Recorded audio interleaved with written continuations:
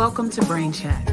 I'm Dr. Mitzi Joy Williams, your board-certified neurologist and MS specialist, and my mission is to engage, educate, and empower those affected by MS to become an active part of their healthcare team. Here on Brain Chat, we'll be discussing all things MS, health and wellness, advocacy, and we'll even throw a little bit of music and music therapy in there as well. Thank you so much for joining us, and stay tuned for the next episode.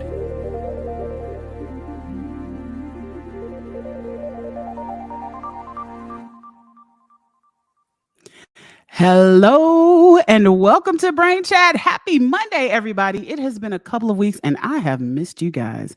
I am very excited to be back with you tonight, to educate and raise awareness about MS. And we have got a great topic for you all tonight. We are bringing it home to the fellas. So we are talking about men and MS, and I am very excited about the special guest that I have with me tonight. For those of you who are new to Brain Chat, or for those who are Brain Chat regulars, you know how we do. Type in the chat where you are logging in from. I'd love to hear where you guys are coming from. Sometimes we get friends from the UK. Sometimes we get some other friends from overseas. Sometimes I get some neighbors here in Georgia, as well as all across the US. So just let us know where you're logging in from.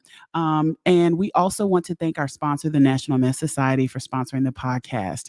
Well, as I said, I just came back from an action-packed meeting at the Consortium of MS Centers, where we had so many updates about multiple sclerosis, about the course of MS, about treatments. And so we're going to do another topic later on this year where we talk about some of those updates.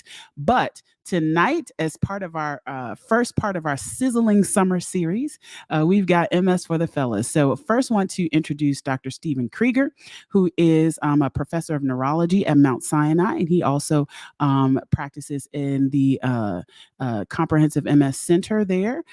We have Stuart Schlossman, who is a patient advocate and is the creator of MS Views and News. And we have the amazing Tyler Campbell, who is an MS advocate and is an author, as well as an amazing speaker. So let me bring them up into Brain Chat. Welcome to Brain Chat, my friends.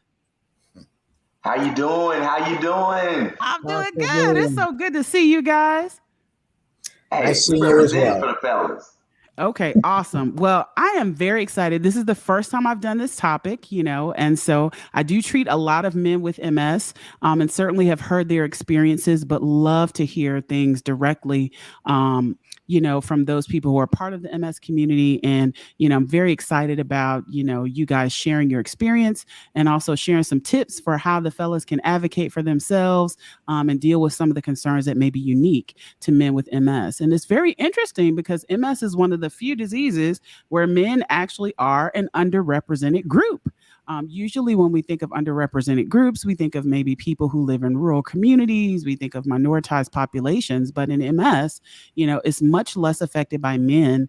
And there's some studies that suggest that some of the outcomes may be a little bit more severe. So I'm really excited about this topic and really excited for you guys to speak to the folks today and give them some inspiration. So why don't we first start with a little bit of a round robin and tell us about yourself and how you were introduced to the MS community. Why don't we start with Dr. Krieger, and then I'll go to you, Stuart, and then I'll go with you, Tyler.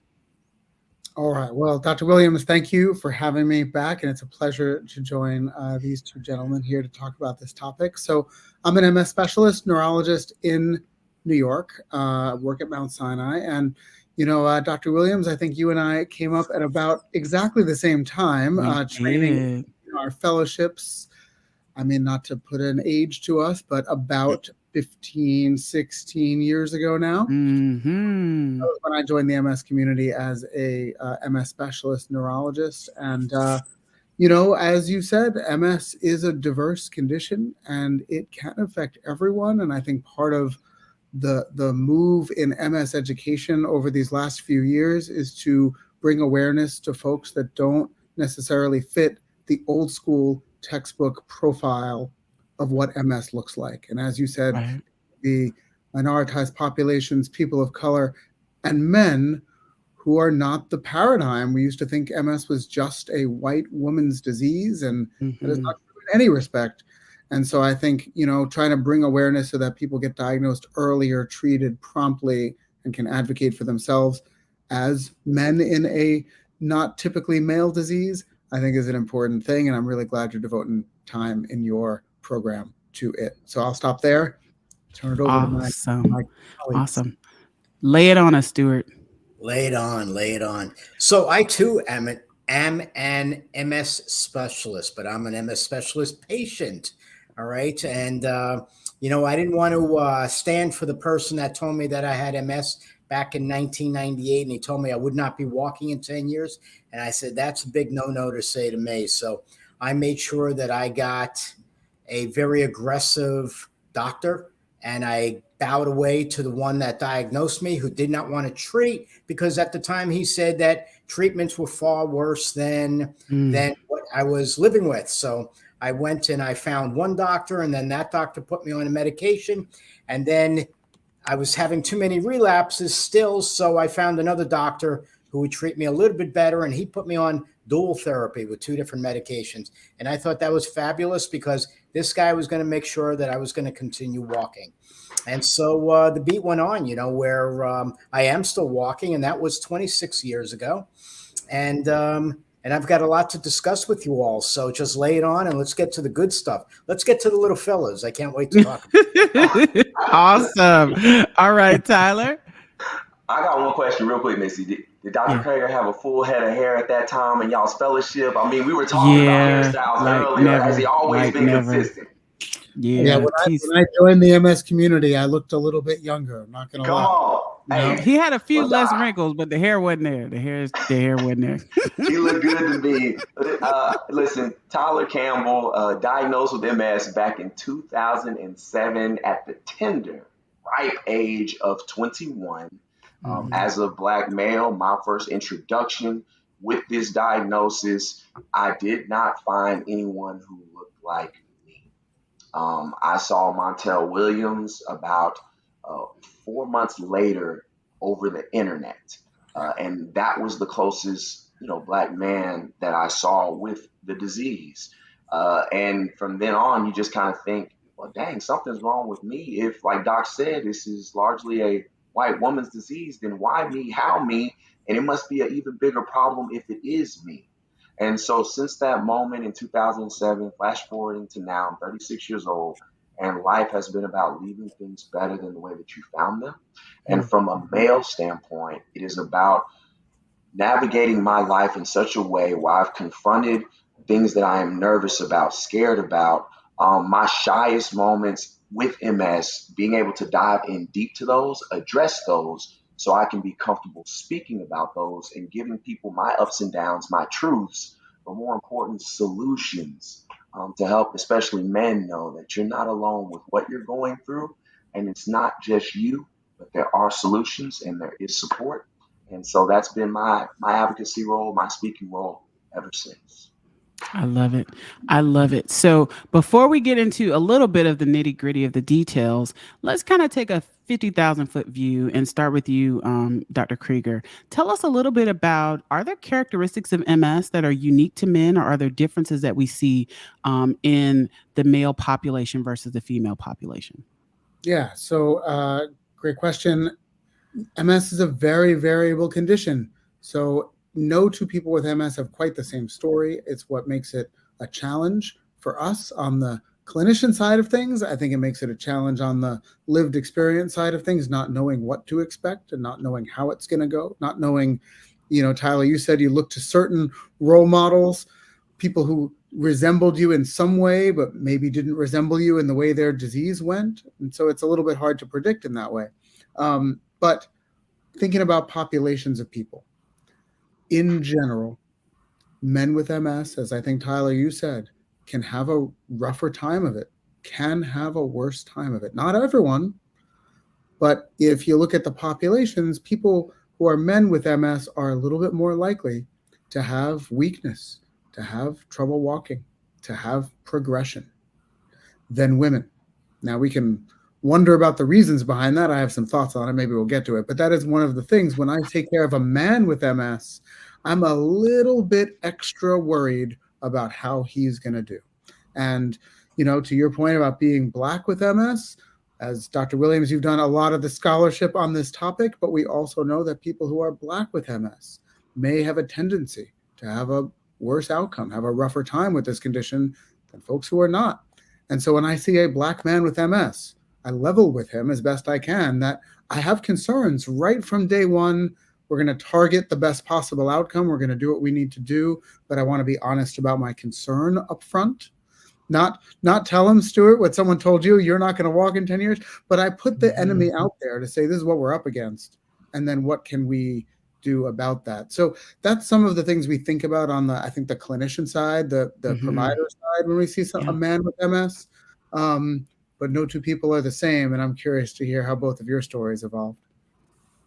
Absolutely. And so for Stuart and Tyler, you all are amazing patient advocates. Stuart, you have MS Views and News. You provide in-person and online education for the broader MS community. And Tyler, you have a radio show. Are there things that you all have heard from, other men in the MS community that seem to be more frequent or occur more frequently than what, maybe some of the women that are part of your programs may experience? Tyler, you want to go first? Oh, go ahead, Stu. You haven't came to the microphone and blessed us yet, baby. Give me something. Give me something. No. See, I go off of what you. No, I'll get started. Anyway, Tyler's got more to talk about because he's got more odds against him. So that's why he outlasts all of us. All right. So, what I have found is that for many men, because there are so few of us, I guess that's the correct words to say, with multiple sclerosis, that it is harder for us to engage or harder to get the men involved because they're afraid to, number one, show that they have been weakened in some way. And not only that, they have less people to speak with about this. If you show up at many of the self-help groups, you find predominantly, obviously, the room filled with women and maybe just 2 or 3 men out of 30 in the group that, and that would be the 1/3. And it's just very difficult to speak. So then if they have a guest speaker there to speak about, say, sexual issues, the guy doesn't want to talk, so he doesn't want to bring out that he's got ED or he's got lack of feeling in his body to be able to, feel the good sensations of a very good, warm relationship. For the women, of course, it's a lot easier for them to speak all the time. I mean, this is just a male thing. Also, guys, they feel like if they're not able to work anymore, this is something that, I grew up in a society where the men were the breadwinners. All right. And it makes it hard for us to say that we're not going to be able to provide for our families. So it makes it a little bit more challenging from that aspect to then say, I can't work anymore. And that's why I said, for me, that it's never going to get to that point. I will not be that person that sits on the couch waiting for a cure. I'm going to get out there and I'm going to help try to make a difference. Tyler. Oh, I love it, Stu. I love it, man. If we was in a little poetry club, I'd be snapping my fingers just like this for you, brother. That's because Stu is right, and so I'm gonna pick up what you just put down, my brother. Okay, and for many of us as men, we know this even before MS comes walking in our lives. As a child, you fall, you bump your head, you cry. You're told, don't cry. You're not supposed to cry. So your wounds in manhood actually start in early on in your life of what you're not supposed to do from a masculinity standpoint. So you're already behind the curve of sharing your emotions. And if you look at middle-aged men, if we're talking and crossing over into the MS sector, a lot of times middle-aged men, we are statistically some of the loneliest creatures on the face of this earth because we don't know or never went through the process of learning how to express ourselves. And that piggybacks off of what Stuart was saying. So then I understand why Dr. Krager is saying what he's saying, why he kind of has his antennas up and radars up when he's looking at the charts of what his incoming patient is, male, female, and he knows he's got his spider senses up when a male walks through because there's a battle there. And so there are unaddressed wounds that we bring on forth even before MS comes into our lives. And then you really have to dial a 911 with trying to address those things because a man is about to go through so much more with this disease. because of what he hasn't already dealt with. And so, a big part of tonight is making things okay for Hmm. men, because that's what we need more of, the ability to let your heart show. Because up until this point, your heart has been told that there's no room for that in the building. And so, if we can get to a place where men can frequently come to a space of not feeling judged, not feeling ridiculed, not feeling less than, and hearing from other men who have what you have, that it's okay and you are not alone, then perhaps we can help eliminate so many other stressors, which lead to further exacerbations. We know this and what stress does to us. Um, that we can help limit those things so you can actually get on the road of really combating the disease, but you can't combat it without, dealing with wounds that you have of yourself, of a man, that we need to free you from today. Hmm. Can I feed off of that for a moment? Absolutely. Go ahead. So further along from what Tyler's saying is that, there's that level of frustration. All right. So a man is having a bad day. All right. And now he can't even really express it to anybody either. So what does he do? I mean, they tend to, that's where I think we're getting a lot of the depression from. And that just gets worse and worse. And there's nobody there for that person to actually speak with unless he's got a spouse that he feels he can speak with, and just as the or a male support group. There are a lack of them around as well. So who does he talk to? What happens? Right. And so let's pause right here, and you guys are getting into it, but I want to dig into this a little bit deeper. Let's talk about the psychological impact of a diagnosis like multiple sclerosis on, men who are diagnosed as well as their families. I was listening to Michelle Obama's last audiobook, and she gave kind of a very candid, description of what happened when her father was diagnosed with MS. And it made me think about it in a little bit of a different lens. So she talked not just about the disability that he experienced and difficulty working, etc., but she talked about the impact on her family. Like, because he had more disability, there were times where maybe they didn't feel as safe. Like, if something happened, would he be able to jump in and help them? And so let's talk a little bit more about that psychological impact and how people can deal with that, because I think that, as you all have said, oftentimes, my male patients don't talk about it. Now, people talk to me about all kind of stuff because I just kind of pull that kind.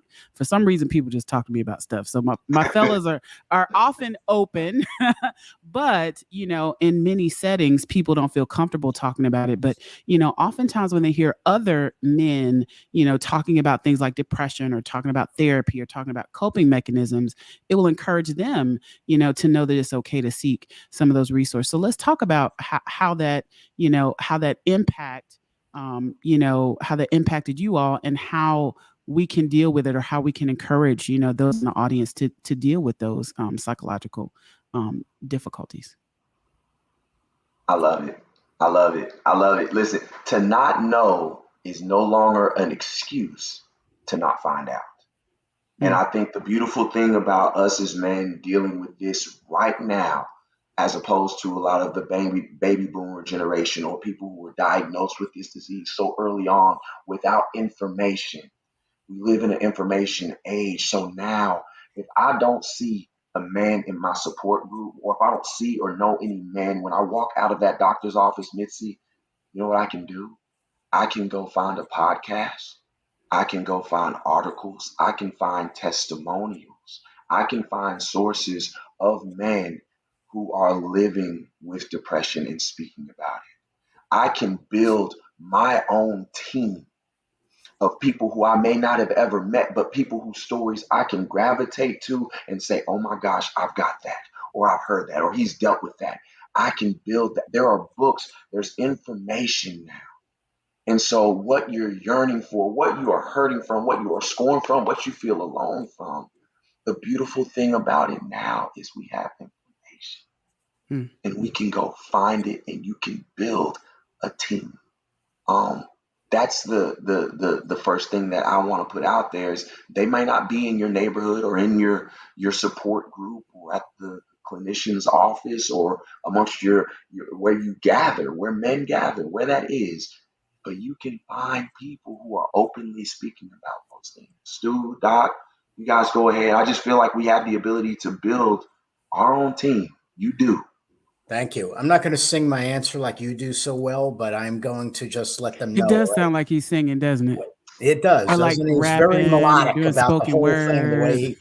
his jive into it all is just everybody wants to listen to that. All We're right. So mesmerized. when I was diagnosed, I was extremely frustrated. I was extremely angry with everything. I didn't know if I wanted to put me and my car in a canal or if I wanted to, how I was going to fight this thing.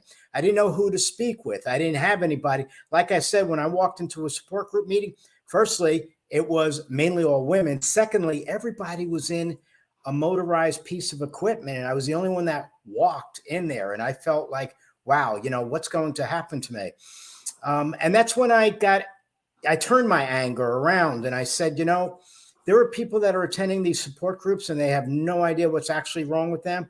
And that's when I wanted to be able, there wasn't much internet back then. All right. But I was on the internet and I was internet savvy, and I would get on and I would find out what people from these different support groups needed to learn for themselves. And I went on the internet and I found the information, and I came back to the support group meeting, or I got their email address, and I sent them the information. And a little by little, it started building up a little bit more. So that way I was starting to send out information like every day to several, 10, 20, 30 people. And I said, that's crazy. I might as well put a name to this at the same time. And we called it Stu's Views and MSU. I remember Steve's Views. I used to get that? the newsletter. That's right. Newsletter. That's right. So that started way back then. This was back in 98, 90. This was in 99 because I was diagnosed in December 98. So, I wanted to be able to help people find the information that they could not find. I became the resource for them. All right. This was at that age where people were afraid to go on the internet because, oh my God, somebody was going to take all their information away from them. They were going to steal their money. They were going to take their houses, and they would just learn all about their lives that they didn't want to let everybody know about. So yes, I started providing this information.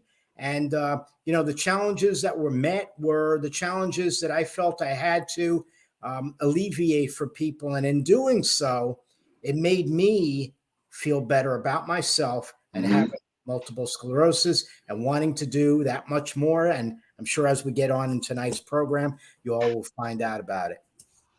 All right. Talk to us, Dr. Kruger. Tell us what you're seeing in the clinic and what you're seeing when you're treating your fellas in the clinic. Yeah. So, one of the things is what you guys are talking about. Uh-oh. I think you froze on us a little bit. Man, and I know Doc got some heat coming. I can tell by I know it. hands. I know. Okay. There it is. Start over for us. There you go, Doc. Can you hear me now? Yes, we can hear you now. I was going to say, like, what you guys are talking about is getting information out there, people seeking information, people being in support groups, people looking at the internet. But both of you were obviously both very motivated people. And I think what sometimes happens, perhaps more often to men, is they just shut down. That's right. They don't even want to engage. And first of all, they may be very skeptical of the MS diagnosis, and I don't blame them. I think people should be skeptical. They should make sure that things are being done right. But, I think if I had to generalize, I would say sometimes women with MS are like coming from a place of, why is this happening to me? And men come from a place of, I don't think this is happening to me. Like this isn't really happening. Right. This isn't right. I'm not really here. This isn't really me. And there's this hurdle that you have to get people over to be able to say, look, it's real, but we're doing something about it, and then have them feel motivated to seek information. I think men maybe more often put up walls and don't want to look. And so trying to draw them out and get people to be comfortable and understand that there is good information out there and there are people to learn from, like both of you and others, who I think have done a really good job of being a voice for MS, particularly for men, Damien Washington, others who are like very visible. I think that really helps.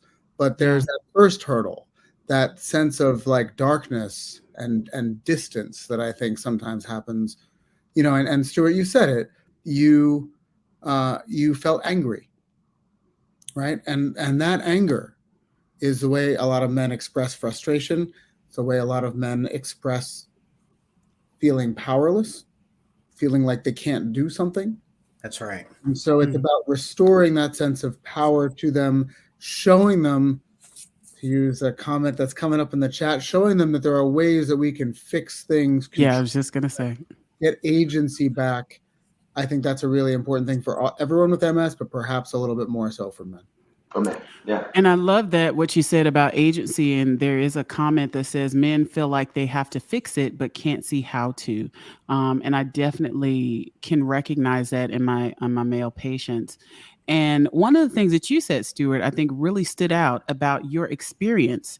You talked about the fact that you went to the first doctor and they told you basically there was nothing you could do. And you were like, I'm not accepting that answer. And then you went to the next one, right? And there was, a treatment plan, but you still were getting worse. And so you said, well, this isn't working. And so you sought another opinion. And so I think that part of that agency is making sure that you create a team of folks that you feel comfortable with, right? So there are some patients, that feel very comfortable with me. I'm not everybody's cup of tea. I'm sure that Dr. Krieger could say the same, right? And so I encourage everyone to find someone that you feel comfortable with, that you can talk to, that you can express your concerns with, because, you can't really live well with MS if you're not able to talk to your team about what's going on with you so that we can address it. And as we're talking about things that are going on with you that sometimes may seem a little bit embarrassing to talk about, let's talk about sexual dysfunction. We know this is one of Tyler's favorite topics. Tyler likes to talk about sex. So let's talk about That's why get to the good stuff, Missy. Get to the good stuff. All right, because I got another topic focused solely on sex, but this is for the fellas. All right, so let's talk about that, because that's a big one, right, for men, and something that people are often embarrassed to talk about, don't want to discuss, but certainly affects everyday function, can affect mood, depression, all of those things. So let's talk about it. So we'll start with you with a more clinical side, Dr. Krieger, right? So what happens, or how does MS cause sexual dysfunction in men? So the first thing I would say is I try to make the idea of sexual dysfunction as easy to talk about as possible by taking stigma away from it, taking the idea of, manhood and virility and these ideas just out of it, and making it very biological.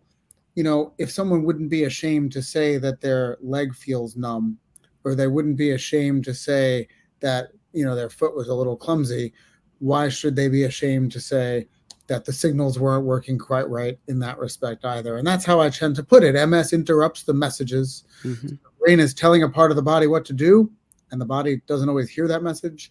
And the sensation and sensory experiences are coming up into the brain, and sometimes those signals don't 100% get through either.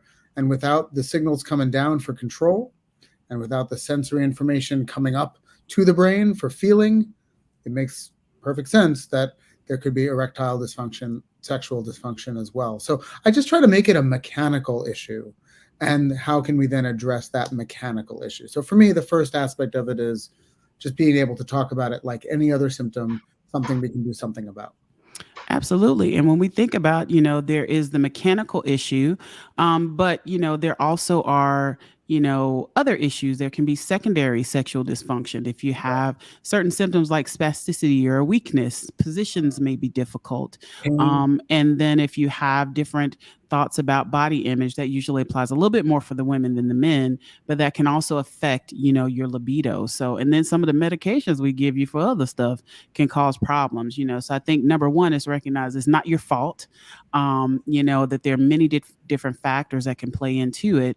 But ultimately those signals are interrupted, and it is a biological issue in most cases.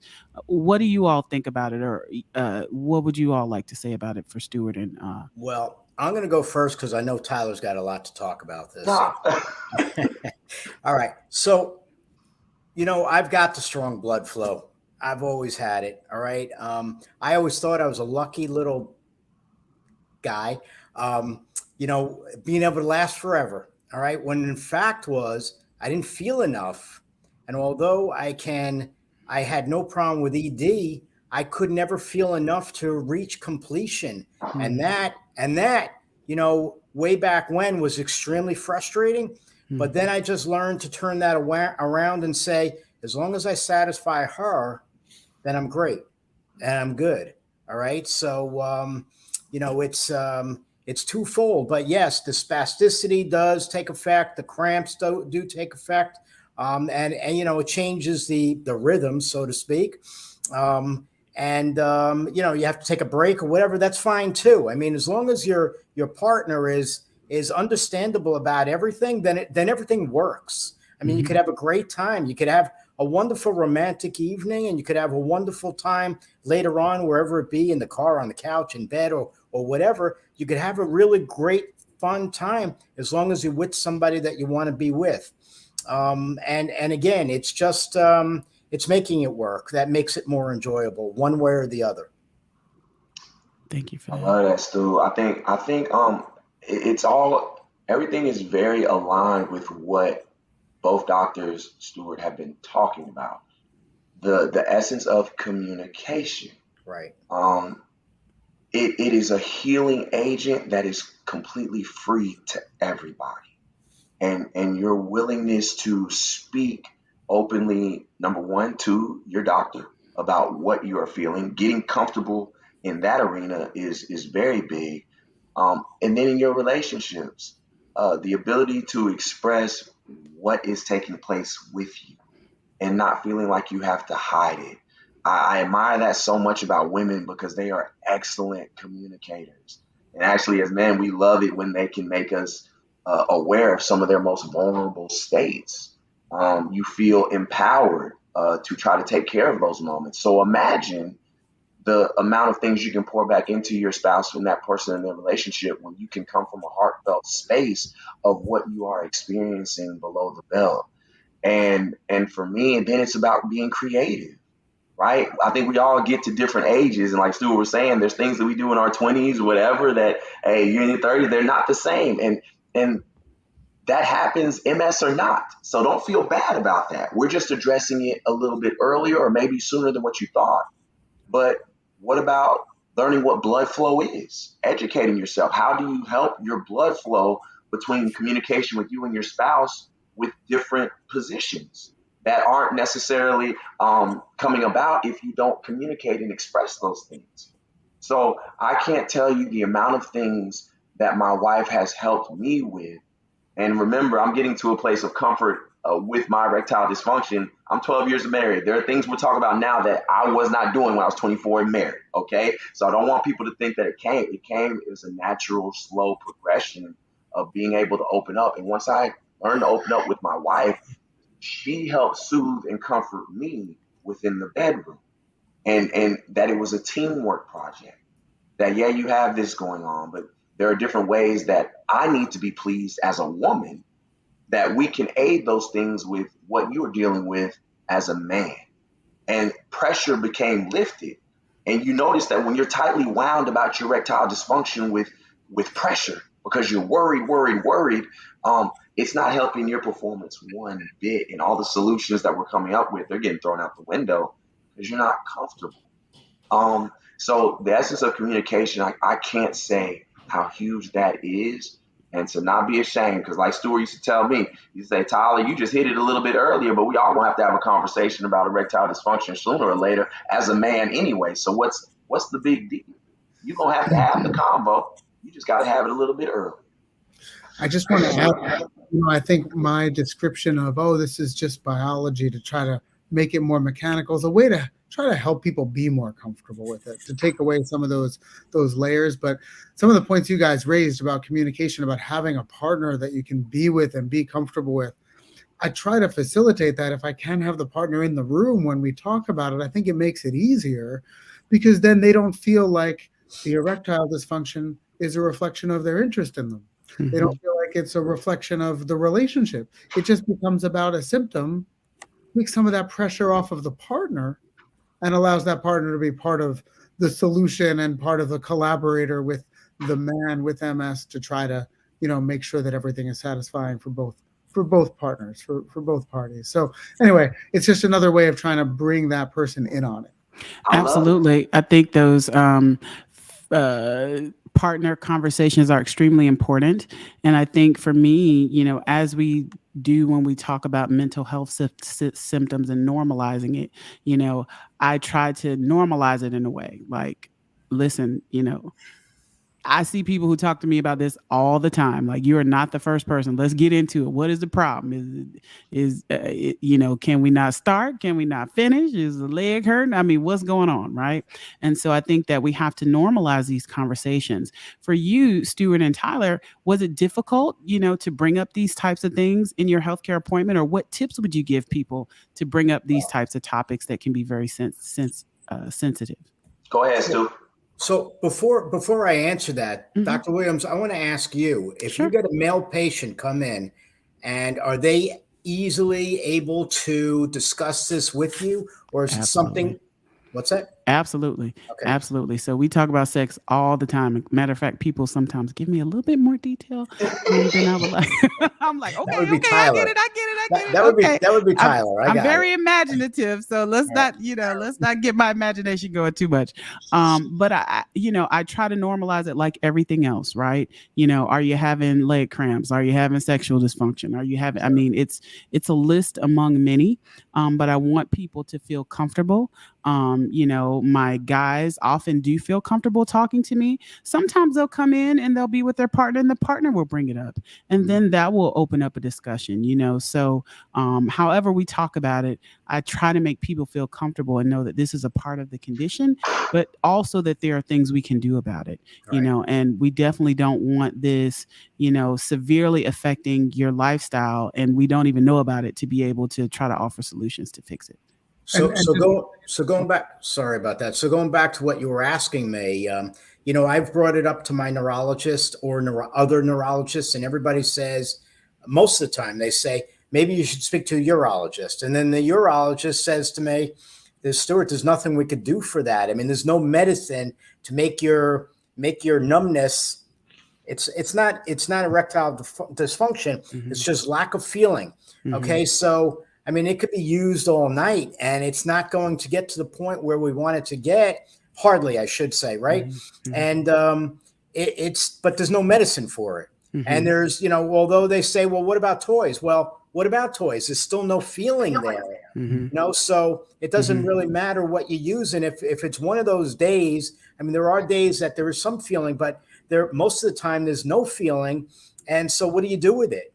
Literally, what do you do with it? So if I can pop in with a clinical thought or two, I know we're not, doing a patient visit right now, but what I would say is, if someone has erectile dysfunction, obviously there are plenty of medicines that have been marketed since the 90s to help with erectile dysfunction. But if the problem is sensitivity, then there are ways of trying to increase sensitivity in the region by, for instance, using stimulating gels and creams, using capsaicin type stimulants that can add a lot of sensation. This is where a lot of like jellies that have kind of a menthol quality or others can be useful, because they just enhance sensation and they can make people feel things that they otherwise might not feel. Plus other stuff, toys, etc. But just to start with that, often, sometimes for men who finish too soon, the goal is to try to numb the area. For someone who has trouble finishing because of numbness from MS or from other neurological conditions, the goal is to increase the stimulation, and some of these things you can put on the skin and on the area can be helpful. All been tried, and all I continue to say is dead wood. Well, go ahead. So certainly, in a perfect world, we would be able to, offer solutions for every individual person, but we know each person is different. And there are some symptoms. Unfortunately, numbness is one of those symptoms that's very difficult for us to do anything about, right? If you've got the tinglies, if it's burning, any of those things, if it's creepy crawly, we can a lot of times fix that. But if it's lack of sensation, sometimes it's not as easy to fix. But certainly, hey, things have really progressed, because I remember when I first started practicing, we would talk about getting a frozen bag of blueberries and putting some cold back there. So there weren't all Oh these my God. gels and things to talk about. We were talking about blueberries. So, Yep. so as things continue to, progress, hopefully, we'll have some better solutions. Yeah, So, that's good. I'm sorry, were you going to say something Oh else? no, I said that's good. That's Yeah. good. So a couple of other things, kind of because we're getting close to time here, that we want to talk about. How can the broader MS community better support men with MS? That's for you, Stuart, and for you, Well, Tyler. that's great because I'm just going to say that people have to understand that men also struggle. Hmm. Okay, that we have the same problems that most women do. We just don't talk about it like women Hmm. do. And again, it's just cloaked. And if we don't have the doctor that we can actually speak with instead of the doctor, rushing through the notes because they have their 15 minutes and they want to get you in and out as quick as possible, then it becomes even more difficult to speak about because maybe that you're saving this for the last thing to talk about when maybe it should have been the first thing that's asked, what struggles you most? What's bothering you most? When you walk in that door, rather than give me the list. Hmm. Yeah, I that's like that. that's huge. I think it's just there's more creative platforms for these intimate discussions, Hmm. right? Because there's going to be more that's coming in that direction, for that male for what has already been previously laid in their life. I can't express how much those wounds and all that other stuff. But that's it. I just the willingness to open up and have more visibility for conversations like this that are more inclined to be held behind closed doors, which I don't understand because if it's held behind closed door, how can it help anybody? Right. And how does it make any male feel comfortable about what he is dealing with MS by keeping it close to the vest? So with media outlets, with the various organizations, with everybody who's out there, don't be afraid to touch on the sensitive topic. Don't be afraid to go after the mindfulness. Don't be afraid to go after the depression. Don't skew yourself into thinking that's more emotional. That's a woman's side. I think I'm more emotional than my wife. She just do a better job of talking about it. There it is. That's what I said. That's what Stuart is saying. Like, I, if for here's what it is, and I'll get off the soapbox. I want to help men to understand that most of the time, fellas, we're actually more emotional than our counterparts. Um, we just keep it. That's But right. we a lot of times, most of the time, we're actually more doesn't make you more less or more less than them. It's like it is what it is. And what makes it unhealthy is we don't have the space. And so Hmm. please more platforms create spaces for conversations like this and don't be afraid to touch on those more sensitive topics because that's what we need more of. We need more And of I that. think also it's important to recognize that sometimes, and I see it a little bit more in my men patients than my women, that those emotions can manifest themselves in other ways, like irritation, being Right. angry, right? So it's important to recognize when something is different, and that even though you may think, everybody's just irritating you, getting on your nerves, it may be some underlying anxiety or depression or difficulty, dealing with diagnosis. And that's just coming out in a different form because it's not as acceptable for men, generally to cry like women, so women may cry, but men may get irritated, so, recognizing that, I think is extremely important as well. Hey, Um, call them he motions. Bitsy, we can even give them a Emotion, different name. We don't have to right? say Whatever you emotion want to because that call might be them. sensitive. Call them he motions. Okay, Let's I, throw I that out like there. that. He motion. Okay. So what tips would you all give, for Stuart and Tyler, to other men out there? Are there resources that are available? I often, when I have newly diagnosed men come to my clinic, I often direct them to you guys, right? Because you're out there, you're expressing things about your MS experience, you are raising awareness and educating those in the community. I also talk about Damien a lot as well. What advice would you give, or are there resources you would direct people to, who are newly diagnosed, or men who maybe have been diagnosed for a while and just haven't found their tribe or their community, so to speak? Sure. Well, I try to tell everybody to keep as busy as you can and not live your MS. Mhm. Okay, make your MS live with you. All right, life is too short, and we have to try to do as many things as we can do while we can do them. Right. So if you go about your day and you want to go play golf, then go play golf. You want to hit a few tennis balls, do that. If you're able to do, even if you cannot run around, just do something similar to what you did do, just to have fun doing it. All right.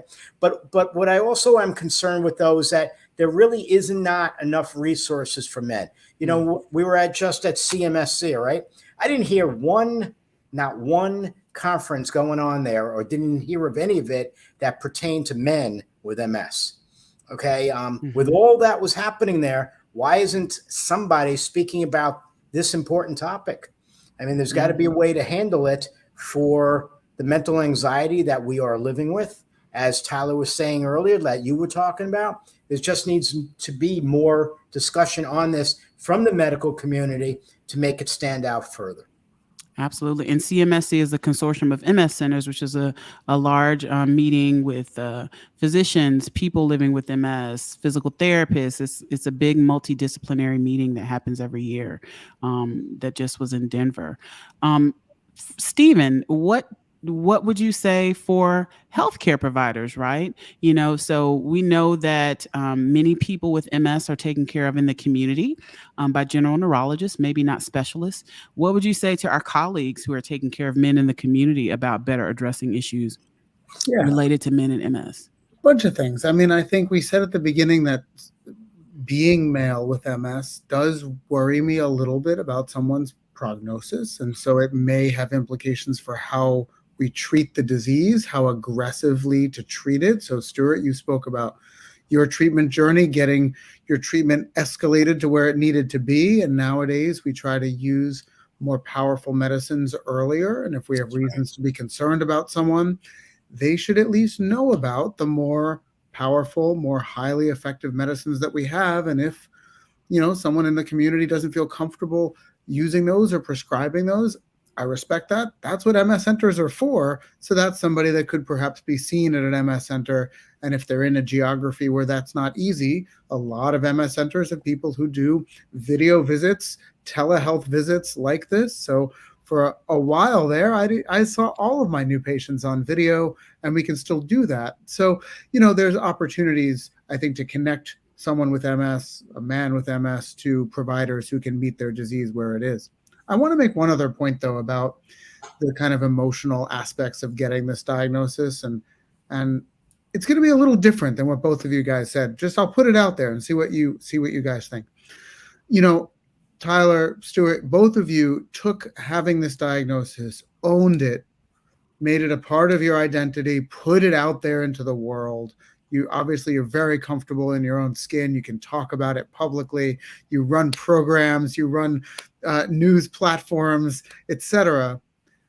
But that doesn't necessarily have to be the way that somebody handles getting a diagnosis like MS. Someone could decide to be really quiet about it and still be handling it well. That is to say, for some people, getting a diagnosis like MS becomes a big part of their identity. For other people, it can be a small part of their identity. And I kind of lay that out there for someone, a man being diagnosed with MS, to say, listen, if we do things right, this can be the least interesting thing about you. You can go on and do all of your stuff. It doesn't have to change your identity if you don't want it to. And to give someone that opportunity to just kind of put it in a box, make sure it's being treated, make sure it's being handled. But if keeping it in that box is what they need psychologically to be their full self, I try to give them that option too. Mm-hmm. That's great. I love it. That's great. I love it. So kind of as we're winding up, parting thoughts, are there things that you all are excited about that are happening in the advocacy community, the MS community, that will help men out there? I'll start with you, Dr. Krieger. We did not have any meetings that were focused on men and MS. Is there any research that's going on that you know of about men with MS? It's a great question. And Stuart, as you were saying it about how the CMSC conference didn't have any sections on that, I thought, maybe we should have a section on that next year. Sounds like a project. I think Dr. Williams and I we could take this and put it on that stage. I think the four of us should be on this project. We could do it.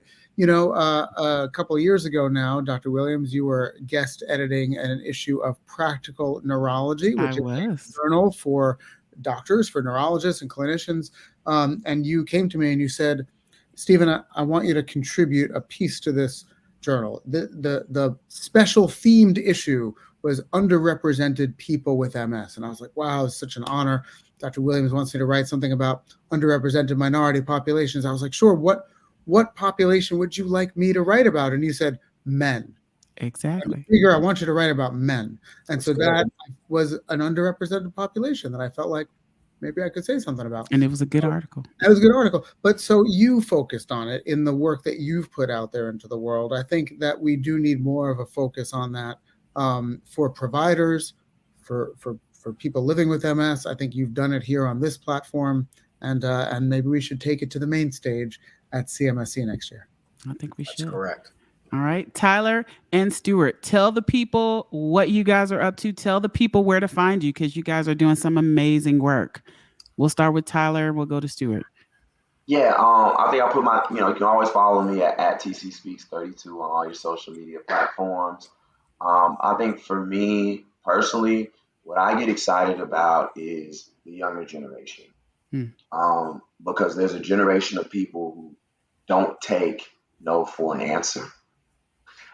There's a generation of people who come up who are very strong-willed.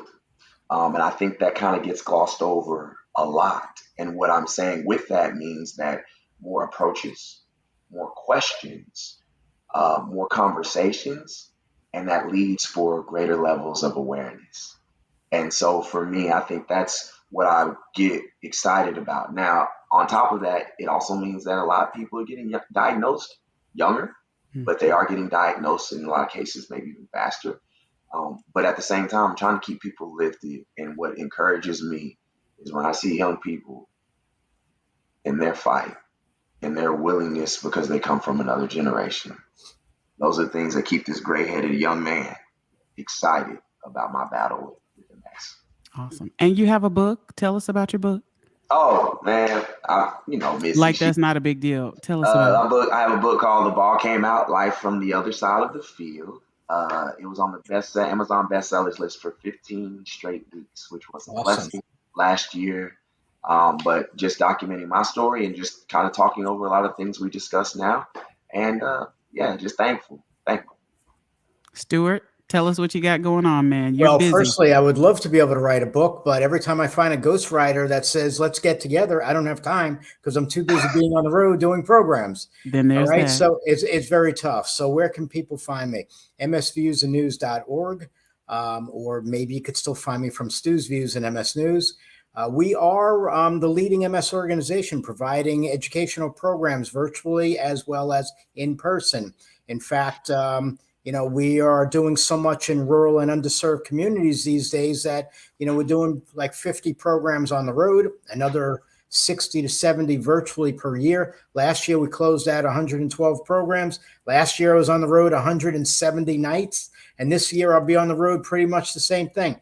Yes, it's tiring, but it's also extremely empowering to know that, Tyler's talking about, hitting on the younger audience. And for me, it's anybody that's breathing, speaking, and listening that we need to get the message about and raise more awareness. And your program tonight, that's fabulous. Okay. We need to do more of this. What Dr. Krieger's talking about and what I mentioned earlier about CMSC, this needs to be addressed. It needs to be addressed in a larger arena than just, the two of you and the two of us as patients behind this. We really need to set the stage on this and bring it forward so that way more men can come out of the closet, so to speak, and express their feelings and be able to talk about what's bothering them that they're right now holding hostage in their thoughts. Absolutely. Well, listen, this has been action packed, and I am so excited, especially because, a lot of times when we have these programs, even though I treat a lot of people with MS, I get to listen, right? And I always learn, especially from you, Tyler, and from you, Stuart, and even from you, Dr. Krieger. I always learn something new. So, thank you all for taking the time out tonight to encourage others. I know that, there will hopefully be many men who will see this or hear this and be able to, be empowered to talk about their diagnosis and the issues that they're having. And I'm just so grateful. We also want to thank our sponsors, the MS Society, for partnering with us. And we're also very grateful for the Joy Life Foundation, which, is a sponsor for this. And we're getting ready for our big event at the Apollo Theater in New York City on June 24th. Dr. Krieger will be there. We will be having a good time at the Apollo. And I hope that those who are in the New York area can join us. So everyone have a wonderful evening. Thank you for joining Brain Chat, and we'll see you again in 2 weeks. Thank you.